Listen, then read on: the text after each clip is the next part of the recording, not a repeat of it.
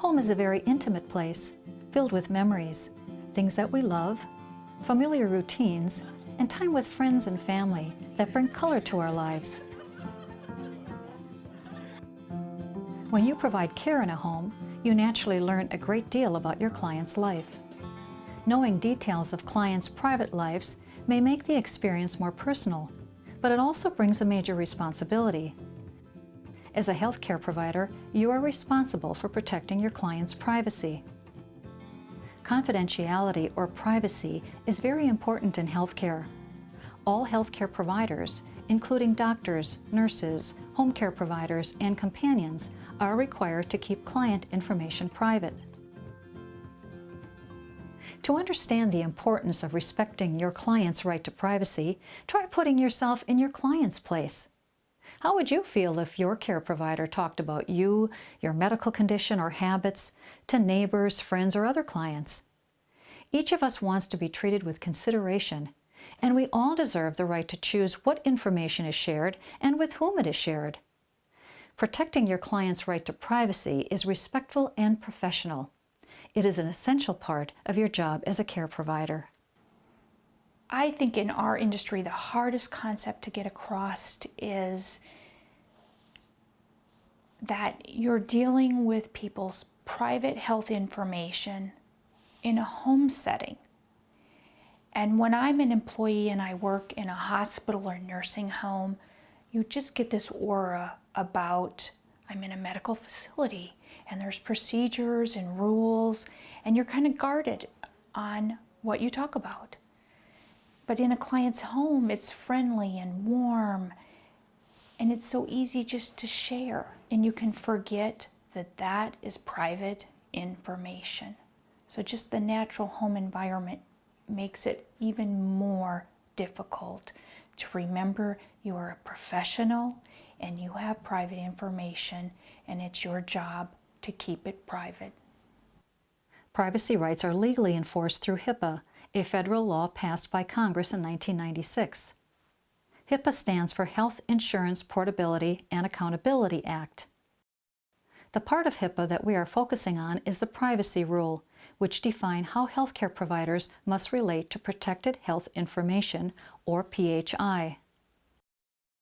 Protected health information is any information that can be used to identify an individual in terms of physical or mental health, healthcare services provided, or billing and payment related to healthcare. There are 18 identifiers, and these are the most common. The patient's name.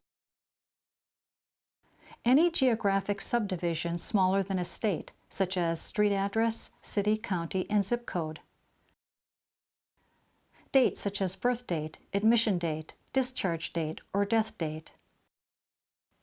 Telephone numbers and fax numbers. Email or website addresses. Social Security numbers. Medical record number, health plan numbers or account numbers. Certificate or license numbers. Vehicle ID numbers or license numbers. Finger or voice prints. Names of relatives.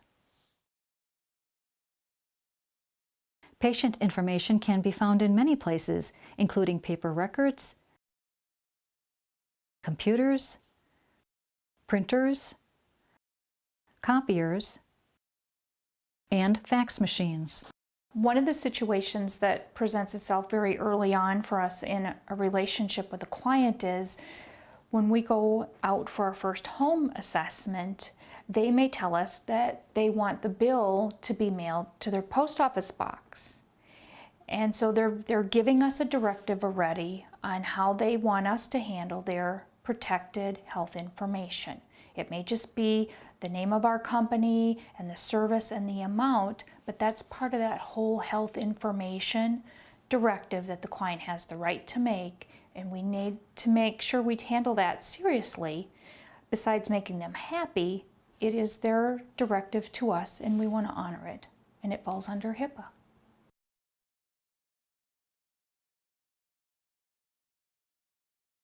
HIPAA requires that care providers use only the minimum amount of information needed to give care to their clients.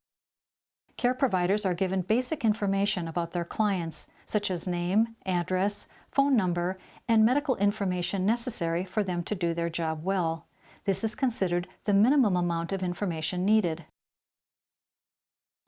For instance, if a client is diabetic, it would be important for the care provider to know so that he or she can prepare meals that are diabetic appropriate. Follow your agency's policy regarding minimum use of protected health information. Remember, reading client or patient medical records casually or to satisfy curiosity is a breach of HIPAA and can result in reprimand or job loss. Always ask yourself, what is the minimum amount of information I need to know in order to do my job? Minimum use also applies to providing information to someone authorized to receive it. Again, ask yourself, what is the minimum amount of information I need to provide to answer the request? HIPAA supports each person's right to place restrictions on how his or her private health information is used or shared.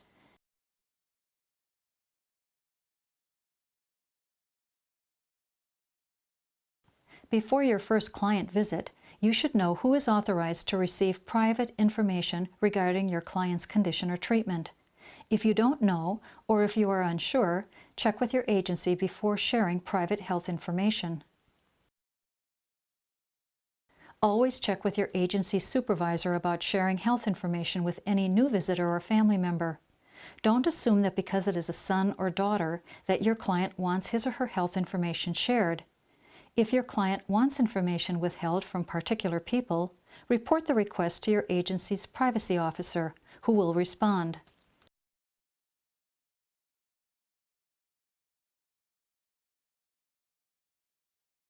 Do not discuss your patients or clients with unauthorized people, such as friends, neighbors, family, or other clients. Never disclose your client's name, location, or lifestyle, or talk about things that occurred during your shift. We have to spend quite a bit of time with our employees for them to understand this is not their role. They cannot give that information out. So going through these types of scenarios that they're going to deal with helps them understand, so we can kind of role play. When this happens, because we know the neighbor's going to come over and ask, she probably is watching for you to drive up to the driveway. Hi, I'm Juanita's neighbor. How is she doing? What happened? How do they redirect? How do you have an answer and not be rude? You know what? I bet she would love to see you. Why don't you come over and visit? Okay, I'm coming this Friday. All right, well, I'll let her know that you came by. Our employees being very social in nature, they like people, that's why they're drawn to this industry, can sometimes start chatting about the person they've seen before. Oh, I was at so-and-so's house. You might know, maybe they have the same last name. And so those are all parts of human nature that are very hard to break. And so again, it takes a lot of training, talking about all these situations, so to be like, oh my gosh, I would have done that. I would have never thought of that as being a HIPAA violation. One of the other situations that comes about is an employee may have been at a client's home that was just exhausting and frustrating. And now they go to the next client's home, and that client's real friendly and bubbly and likes to talk. And they say, gosh, it looks like you're really tired. And the next thing you know, you're saying, oh, I was at Susie's house this morning, and oh my gosh, she just had me running like crazy, and she can't hardly do anything for herself, and I had to take the cat litter out, and then on and on and on. And now here you just shared all this information about your first client with your second client, and that's a breach of HIPAA.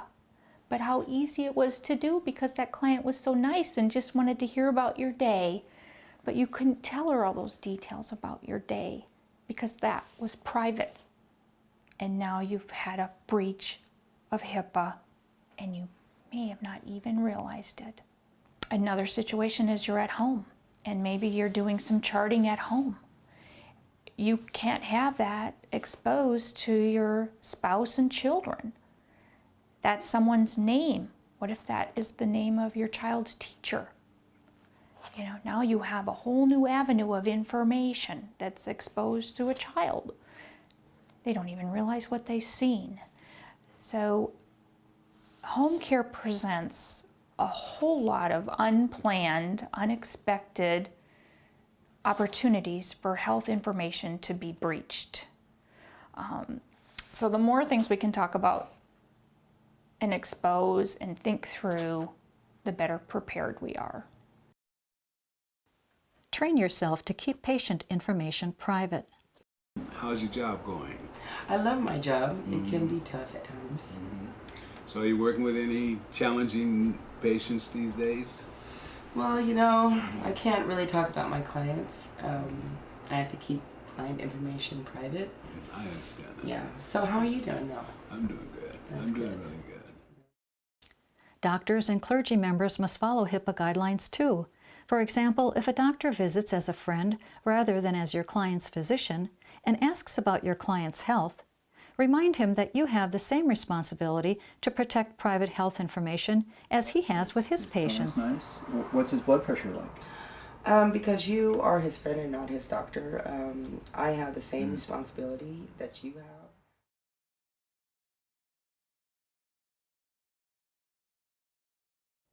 When you talk about clients to others who are authorized to receive that information, try to prevent anyone else from overhearing the conversation. Whenever possible, hold conversations about clients in private areas. Okay. Address? Okay. Sometimes we call the employee and they might be at the grocery store. Because we're not in the building, we're out in the public. You have to be very conscious of, you can't just start answering the question. And the caller might not realize where you are. So it really makes you be much more conscious before you just start responding and answering questions as to where are you? Are you in a private area? Never give your personal cell phone or home phone number to clients. Clients must communicate directly with the agency about their needs, rather than relying upon you as if you were a personal friend. You may feel very friendly toward your client, but you must remember your role as a professional care provider. You can share private health information about your client or patient when visiting the office of the client's doctor, at the pharmacy when picking up your client's prescriptions, with a supervisor or co-workers involved in that client's care, to 911 or the hospital, with a relative or friend who has authorization to receive private health information about your client. Your client has the right to view his or her own private health information and to copy it. Depending on your agency's policy, the patient or client may need to sign an authorization to release information form. If a client asks to view his or her medical record, contact your supervisor or designated privacy officer who will handle the request.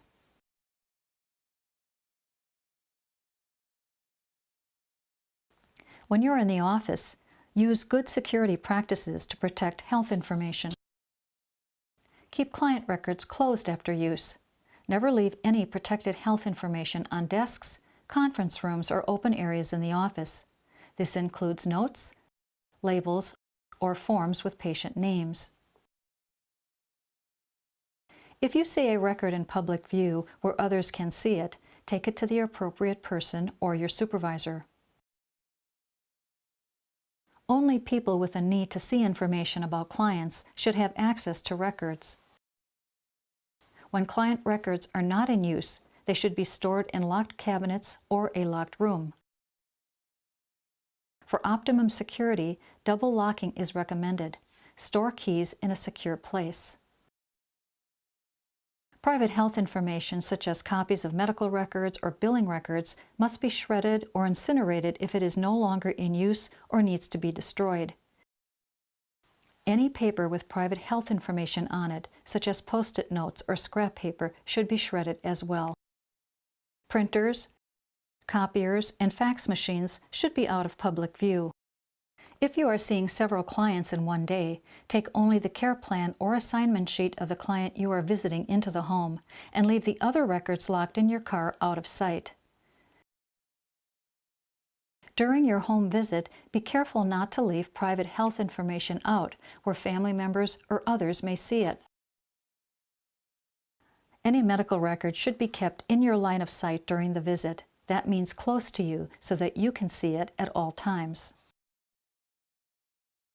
Documents such as weekly assignment sheets or care plans containing private health information should be returned to your agency promptly for the client's records.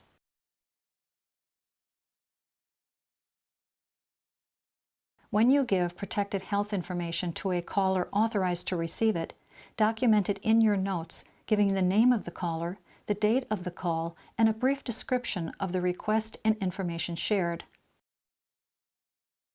Do not leave messages regarding private health information on an answering machine unless you have been given permission by the client or patient.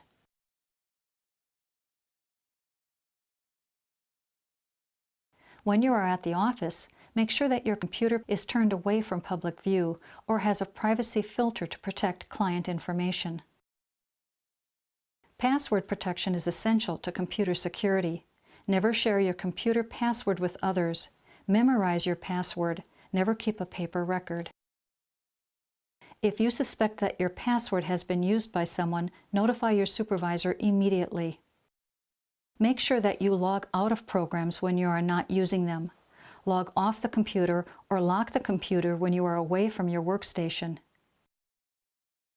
Only 10% of computer security is technical.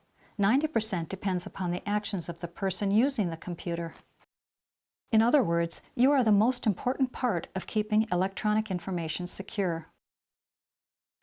When using a laptop computer, keep it within your line of sight at all times or locked safely in the car out of sight. Some agencies require the computer to be cable locked to the car, in the trunk, or under the seat.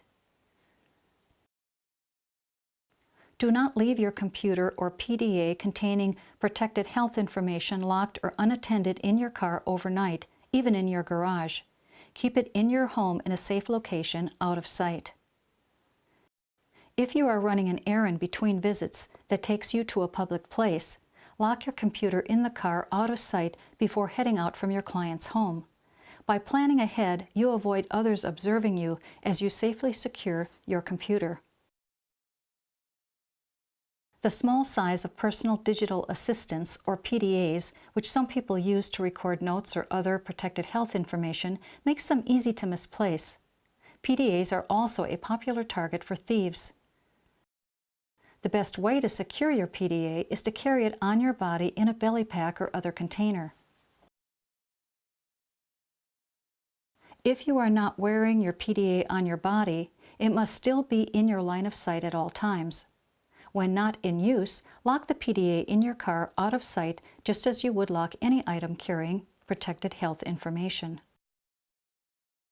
Follow your agency's policies regarding security codes, login, and passwords. Memorize your password and never share it with anyone else.